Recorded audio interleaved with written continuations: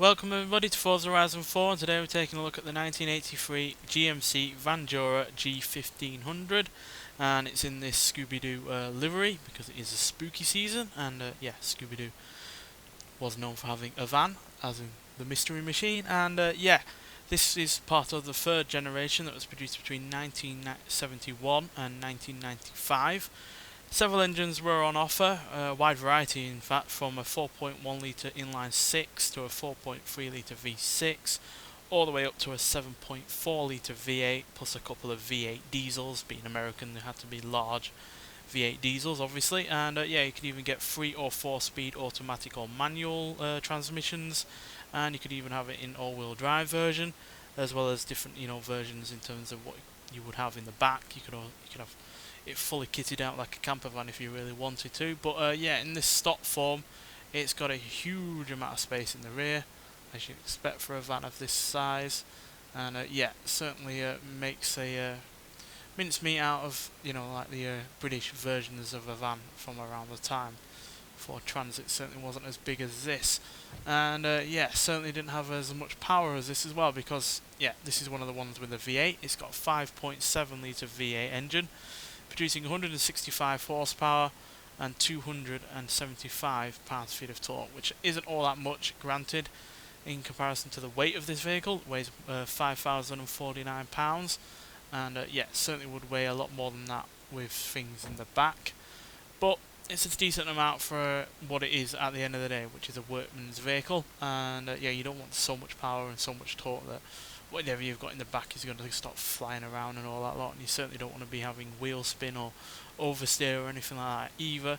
So yeah, it's a perfectly reasonable amount of power and torque for the job that it's meant to do, and yeah, no reason why it can't do it either, because it's got all that power and torque.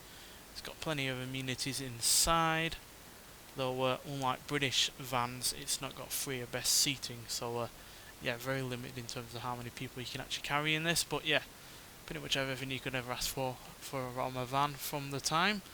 And yeah, looks wise, it's just a van really. There's nothing stylish about this kind of thing, but in terms of a mystery machine, it's sure to get the job done, because there's no ghost, vampire, werewolf or anything like that that's going to be able to catch up with this little thing. So yeah, let's get out onto the open road and see just what this thing can do. Now, this is one of those few American vehicles that actually had a really rather long lifespan. It's usually the more utilitarian stuff like this that actually does. Like Jeeps and stuff, they had usually rather long lifespans.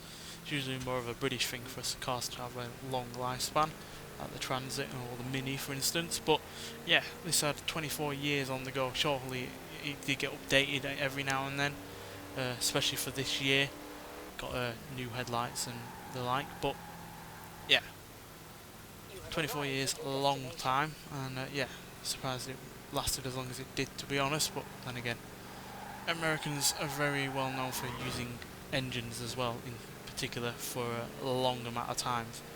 And yeah, that 7.4 litre V8 I was talking about actually came in during the 90s, so yeah, whatever business could afford to run such a large engine with such a large and heavy vehicle is unbeknownst to me. But that, yeah, would hardly be the most economical vehicle, nor would the diesels, to be honest, because they were 6.2 litre and 6.5 litre. So yeah, this certainly would be meant for people that can afford to run such a large vehicle with large engines. But even though it does have such a sizable V8, it's still not a quick vehicle at all. 0 to 60 in 12.6 seconds, 0 to 100 in 71.468 seconds, going on to a top speed of 102 miles an hour. Now granted, that is probably faster than any European equivalent of a van, but that's purely because of how large an engine this car actually has, or van even, and yeah, it's not because of any other reason. It's certainly not nowhere near as light, nowhere near as aerodynamic, and yeah, that 3-speed automatic gearbox is certainly strangling whatever power and torque that this car has. But it's got the angles to take out any zombie. That a zombie head would go well on truly off if you hit it with the front end of this car, because it's all sharp angles and blunt edges and the like. So yeah, ain't nothing gonna be stopping this mystery machine, and yeah, probably one of the better kind of vehicles you would want to use if you were preparing yourself for the apocalypse or anything like that, or the end of the world. And yeah, would certainly trust myself in something like this over something a bit smaller, that's for sure. But yeah, handling wise, it's a little bit weak, to be honest. Understeer is aplenty, and it feels very numb in terms of handling and steering. Braking wise, not all that great either. You're talking more than £5,000 in the 80s, which, yeah, is a lot of weight to stop on very rudimentary braking systems. So, yeah, not a perfect vehicle by any means, but you can, like I said, use it for means if you need to, and yeah, it makes a pretty good car, well, a van to do paint work on, because yeah, this is really well a fantastic paint job on this car. Again, van, sorry, but yeah, it's a nice bit of a canvas to do any kind of paint work you want to, and yeah, back in the day this was endlessly customizable as well. Like I said, you could have all sorts going on in this van, and make it a camper van if you so wished, oven, fridge and all like that. You could even get 4 people sleeping in one of these, which just shows how large one of these is, and so large I didn't even see that Morgan freewheel in front. So yeah, not the quickest of vehicles on this game, but neither is it the slowest, and yeah, at least it is quite versatile, and yeah, an unusual car really to be on a racing game in particular.